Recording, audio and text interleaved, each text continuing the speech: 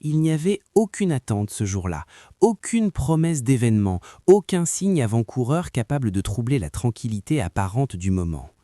Tout semblait figé dans une normalité presque ennuyeuse, rythmée par des gestes répétés 1000 fois, des regards distraits et des habitudes si bien rodées qu'elles finissaient par passer inaperçues.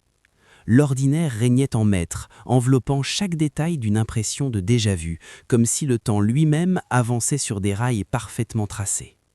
Personne n'imaginait alors que cette mécanique bien huilée, si rassurante dans sa prévisibilité, était sur le point de se dérégler.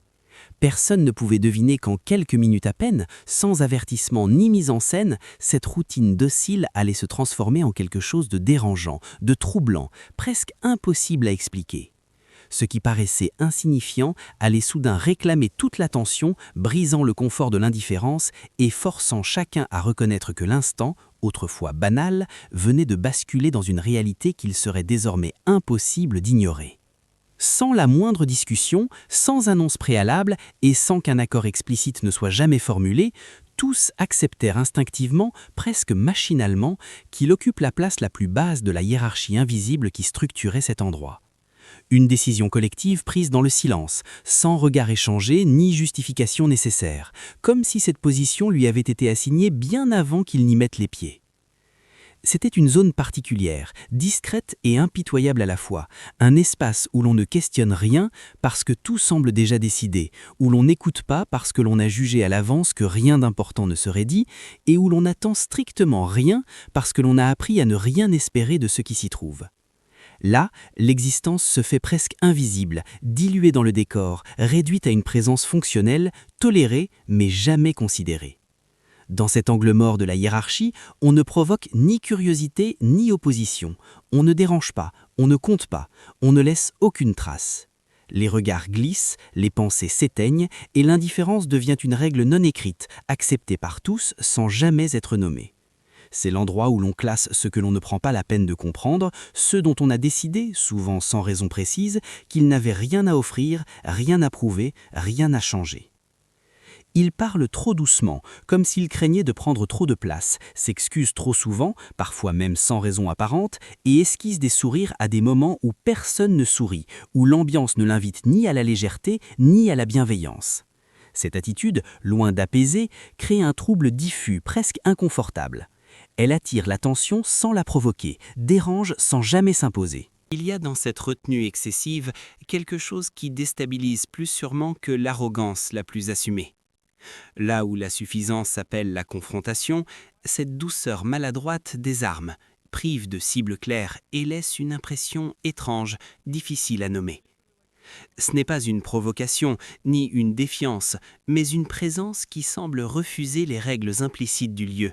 Et c'est précisément cela qui dérange le plus, cette manière d'exister en décalage, sans bruit, sans force apparente, mais suffisamment pour troubler un équilibre que personne n'avait jamais pensé remettre en question. Lorsqu'il demande à utiliser l'équipement, seulement quelques secondes, la requête n'a rien d'offensant ni de déraisonnable. Elle est formulée calmement, presque timidement, sans insistance ni revendication. Pourtant, elle provoque un léger arrêt, une hésitation imperceptible, comme si quelque chose venait de franchir une limite invisible. Ce n'est pas la demande en elle-même qui dérange, mais le fait qu'elle émane de lui. Elle paraît déplacée, non parce qu'elle viole une règle écrite, mais parce qu'elle heurte une règle tacite, profondément ancrée. Certaines personnes ne sont tout simplement pas censées faire ce genre de demande. Leur rôle est d'être là sans intervenir, de circuler sans perturber, d'exister sans réclamer. En parlant, en demandant, même avec politesse, ils rompt un ordre silencieux que tout le monde respecte sans jamais l'avoir nommé. Et dans ce bref instant, ce n'est pas l'équipement qui est en jeu, mais la frontière invisible entre ceux qui peuvent demander et ceux dont on attend qu'ils se taisent. Avant même qu'il ne pose la main sur la barre, le scénario est déjà écrit dans l'esprit de chacun. La fin est connue d'avance, ou du moins elle devrait l'être, non pas parce que les faits l'imposent, mais parce que l'esprit humain se rassure dans les conclusions prévisibles, celles qui confirment ce qu'il croit déjà savoir. Anticiper l'échec devient alors une forme de confort, presque un réflexe. Ces attentes ne naissent pas de l'observation, mais de vieux jugements accumulés, de catégories mentales jamais remises en question. On ne regarde plus ce qui est sur le point de se produire, on projette simplement ce qui s'est toujours produit dans des situations similaires. Et dans ce mécanisme silencieux, tout est déjà décidé. L'effort, l'erreur, le moment embarrassant, la confirmation finale que chacun pourra utiliser pour se dire qu'il avait raison depuis le début. L'histoire n'a même pas encore commencé, que pour eux, elle est déjà terminée. Le problème n'est pas que le poids se soulève, cette possibilité, aussi improbable soit-elle, existe toujours en théorie, mais la manière dont il monte. Lentement, sans la moindre précipitation, sans tremblement visible, sans effort théâtral ni grimace destinée à attirer l'attention. Le mouvement est propre, continu, presque indifférent, comme s'il ne s'agissait pas d'un exploit, mais d'un geste parfaitement ordinaire. Et c'est précisément là que quelque chose se brise. Ce calme déconcertant crée un court-circuit étrange, presque violent, entre ce que les yeux enregistrent et ce que l'esprit refuse encore d'admettre. Le regard voit la barre s'élever, mais la pensée hésite, retarde, cherche une explication plus rassurante. Pendant quelques secondes suspendues, la réalité semble mal alignée, comme si elle avait pris une avance que la compréhension ne parvient pas à rattraper. Rien ne correspond aux attentes, rien ne colle au récit intérieur que chacun s'était préparé. Et dans ce décalage silencieux, l'inconfort s'installe, car ce qui est en train de se produire n'entre dans aucune des catégories prévues.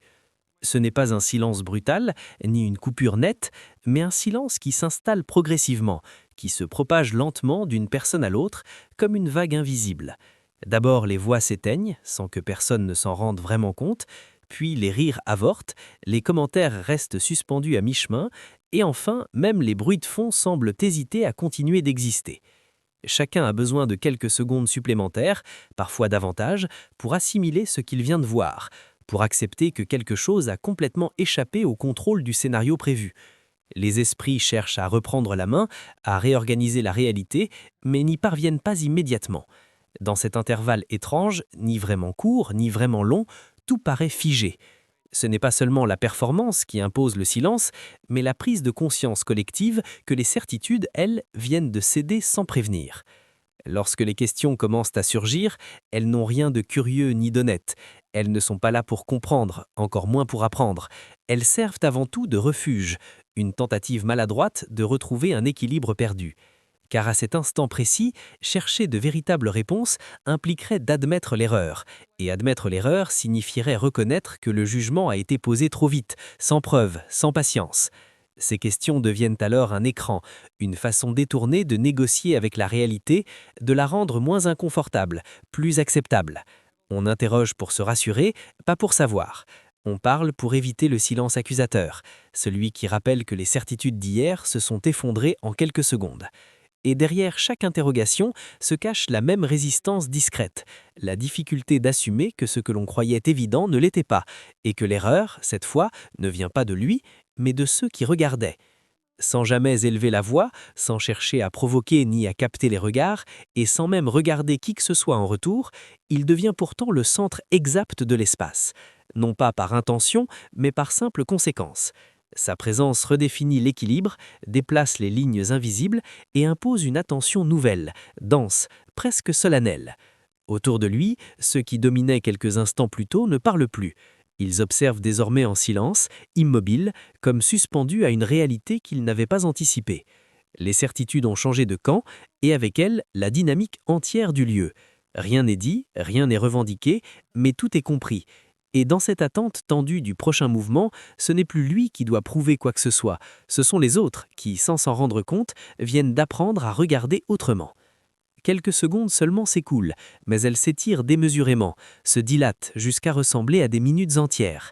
Le temps semble perdre sa cadence habituelle, comme s'il hésitait lui aussi à continuer normalement.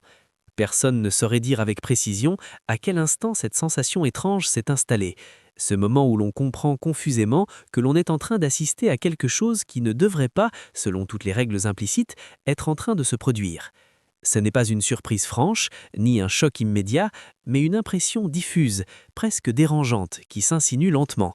Les esprits tentent encore de rattraper ce qu'ils voient, de replacer la scène dans un cadre familier, mais rien ne fonctionne plus comme avant. La réalité continue d'avancer, calme et implacable, tandis que les repères intérieurs vacillent. Et dans cet instant suspendu, chacun sent confusément qu'il vient d'être témoin d'un basculement silencieux de ceux que l'on ne peut ni ignorer, ni complètement expliquer, mais dont on se souvient longtemps après que le silence est retombé. Il répète le mouvement, non par défi ni pour prouver quoi que ce soit à qui que ce soit, mais avec la simplicité de quelqu'un qui se contente d'achever une tâche restée en suspens. Le geste est le même, précis, sans emphase, débarrassé de toute intention démonstrative. Rien n'est ajouté, rien n'est forcé, comme si cette répétition n'était pas destinée aux regards autour, mais uniquement à l'ordre naturel des choses. Et à cet instant précis, le doute cesse d'exister. Il ne s'effondre pas dans le bruit, il s'éteint. Il disparaît sans laisser de traces visibles, remplacé par une évidence silencieuse que personne n'ose formuler à voix haute. Les mots deviennent inutiles, presque déplacés. Chacun comprend, sans l'admettre ouvertement, que ce qui vient de se produire ne peut plus être remis en question. Le jugement s'est dissous et avec lui la nécessité de confirmer ce que tous savent désormais. Il n'y a ni révélation solennelle, ni explication claire destinée à éclairer les esprits. Personne ne prend la peine de transformer l'instant en leçon officielle ou en démonstration pédagogique. Il n'y a que cette constatation muette, lente à s'imposer mais impossible à éviter. L'apparence, la fonction et la capacité avancent rarement ensemble, et encore plus rarement dans l'ordre que l'on croit naturel. Ce qui vient d'être compris ne passe pas par les mots, mais par une réorganisation intérieure, discrète et profonde. Chacun repart avec cette évidence inconfortable, celle qui oblige à revoir la manière dont les jugements se forment et s'installent. Rien n'est proclamé, rien n'est célébré, mais quelque chose a changé. Et ce changement, précisément parce qu'il n'a pas été expliqué, restera plus longtemps que n'importe quelle démonstration. Lorsqu'il retourne à son travail, comme si rien de particulier ne s'était produit, sans ralentir ni chercher le moindre regard, il devient évident que l'impact de ce moment n'était pas destiné à lui. Il n'y a chez lui ni fierté affichée, ni besoin de reconnaissance, seulement la continuité tranquille d'un geste familier. La véritable onde de choc se trouve ailleurs. Elle touche ceux qui restent immobiles, ceux qui observent en silence et qui devront désormais composer avec quelque chose de plus lourd qu'un simple étonnement. Leur certitude brisée. Ce qu'ils ont vu ne peut plus être effacé, et ce qu'ils ont compris ne peut plus être ignoré. Lui reprend sa place, discrète et fonctionnelle. Eux, en revanche, repartent avec une fissure durable dans leur jugement, une fracture invisible qui les accompagnera bien au-delà de cet instant.